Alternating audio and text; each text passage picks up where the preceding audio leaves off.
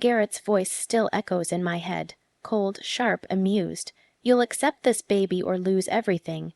He stood in the center of our Buckhead penthouse living room, arms crossed, wearing the smirk I'd grown to hate over 12 long years. Behind him, Piper, his assistant, shifted her weight, one hand resting unconsciously over the swell of her 6-month pregnant belly. Elinor, my mother-in-law, hovered nearby with a baby shower invitation she had just handed me. Cream cardstock embossed lettering, an expensive, elegant announcement for a celebration of my husband's mistress. They'd gathered for an intervention. That was the word Elinor had used when she phoned earlier. An intervention, as though they were rescuing me from irrationality rather than shoving the evidence of Garrett's betrayal directly into my hands. Monroe stood by the bar swirling bourbon like he was watching a business negotiation rather than his son threaten his wife. Trent lounged on the sofa, eyes bright with the kind of cruel amusement he never bothered to hide.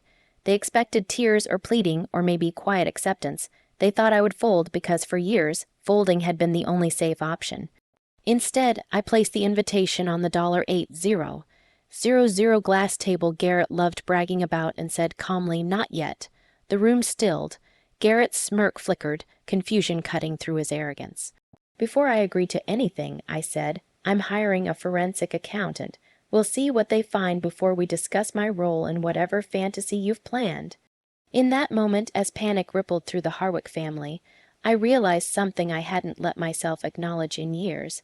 I still had power, thin and frayed, buried under fear and routine, but power nonetheless. And this was the story of how I finally used it. 12 years earlier, Atlanta had felt like a promise. I'd arrived from Charlotte with event, planning skills, a decent resume, and dreams of stability I'd never had growing up. My mother died when I was 23, cancer that drained our savings before it took her, leaving my father hollow. He remarried within a year to a woman who wanted a new life without the remnants of the old one. He moved to Florida and drifted away, calling only on holidays. My younger sister, Bryn, went to college on loans and became a teacher in Asheville. She and I stayed close, but financially, she was barely getting by. I threw myself into work, planning corporate events and extravagant weddings for people who treated luxury like oxygen. I met Garrett at one of those charity galas, me juggling last-minute problems, him bidding thousands on a golf package he didn't even want. He asked me to dinner. I said yes. What followed felt like a romance novel written by someone with an unlimited expense account. Dinners at restaurants where I couldn't pronounce anything on the menu.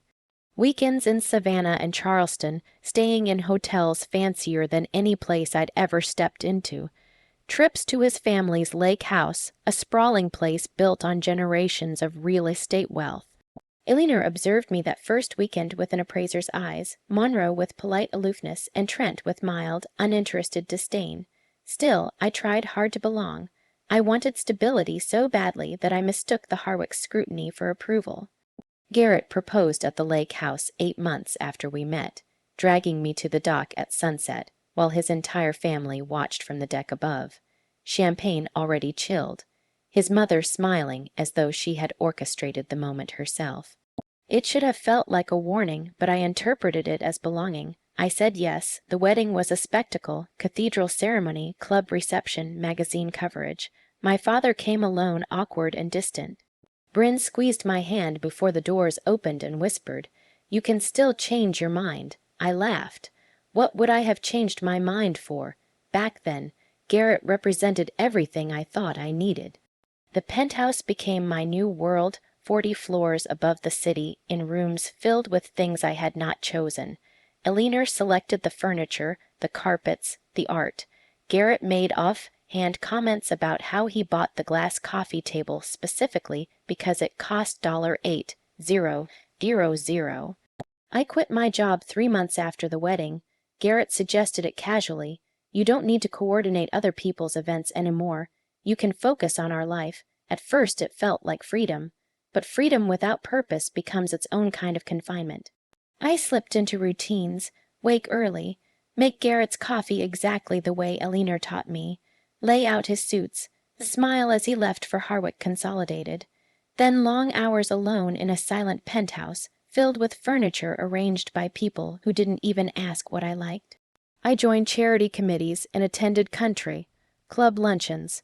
The conversations circled endlessly around interior designers, second homes, and private schools, none of which involved me, because our lack of children was always the unspoken indictment hanging in the air. Elena reminded me at every opportunity. She recommended doctors, sent brochures, and compared me unfavorably to Trent's wife, who produced grandchildren easily, predictably, acceptably. 3 years into the marriage, I found the medical records, misfiled, almost as though fate wanted me to see them. A procedure done 6 months after the wedding. A follow-up confirming 0 sperm count. Garrett had chosen sterilization without telling me, then let his mother heap blame and shame on me for years. When I confronted him, he didn't deny it, didn't apologize. I don't want kids, never did, but it's easier if mother blames you. She'd make my life hell otherwise. Something inside me cracked then, quietly, like a fracture beneath the surface. But I stayed. My career was gone. My savings had merged into joint accounts that slowly became inaccessible. Investment passwords changed without explanation.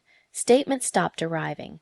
A household account appeared with precisely $3000 monthly. Enough to live, but never enough to leave. The vacation home I loved in Highlands moved into a Harwick trust without my consent. I realized much later that I had become a long-term project in their world, a decorative spouse maintained at minimal cost, isolated enough not to escape. 6 months ago, Piper appeared, 26, bright, fresh out of grad school, Garrett's new assistant. I should have seen the signs sooner, late meetings, weekend emergencies, texts from PC at midnight. I saw them at a restaurant one evening, their hands touching across the table, their faces lit with the warmth of something far beyond professionalism. They didn't see me. I didn't confront him, not after years of learning that confronting Garrett rarely produced truth. Instead, I documented everything quietly, methodically, the way you prepare for a storm you know is coming. 2 weeks ago, Piper arrived at a board meeting visibly pregnant, 6 months along. A detail that stabbed because it meant the affair had been happening almost from the moment she was hired. The family erupted in celebration, Elena radiant, Monroe proud, Trent smirking. No one asked what I thought. No one considered whether I deserved a say. They simply assumed I would adapt, as I always had. Today, they gathered to present me with the official narrative. I would accept Piper, her child, and the continuation of the Harwick legacy. I would smile at a baby shower for the woman who slept with my husband. I would be gracious, quiet, managed, but they didn't know everything. They didn't know my grandmother had left me $15 0 years ago. Money tucked away in an account Garrett never knew existed. They didn't know I'd spent months tracking inconsistencies in Garrett's finances. They didn't know I'd learned enough from 12 years married to a CFO to suspect when numbers didn't add up. And so I said, not yet. The silence that followed was its own kind of music. Elena recovered first. This is absurd. You're upset. You're making wild accusations. I'm requesting verification, I replied. If everything is as transparent as Garrett claims, then an audit will confirm it. Garrett's voice wavered beneath its practiced arrogance. You're embarrassing yourself. This is hysterical. Then you have nothing to worry about, I said. I walked to the door. Where are you going? Elena demanded, fear creeping into her tone. To my sister's. When the accountant has results, we'll reconvene. I stepped into the hallway shaking, adrenaline fading. My phone buzzed nonstop during the drive. Calls, texts, voicemails.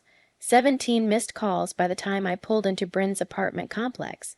Bryn texted. Elena called me 3 times. What is going on? I wrote back. I'm outside. Can I come up? Her response came instantly. Doors unlocked. I'm making tea. Bryn's apartment was small, cluttered, warm, real. I sank into her thrift store couch, more comfortable than every expensive leather piece in the penthouse combined. And something in me softened, melted, broke open. Not dramatic sobbing, not chaos, just release. Bryn appeared with 2 mugs and said, You're safe now. Tell me everything. And I did. The confrontation, the baby shower invitation, the 12 years of quiet suffocation, the 2 words that cracked the Harwick facade. When I finished, Bryn let out a long exhale, Sutton, you finally did it. You finally stopped letting them write your story. For the first time in years, I felt the truth of that. I wasn't the weak one. I had simply been buried, overlooked, underestimated, but not anymore, not yet was just the beginning.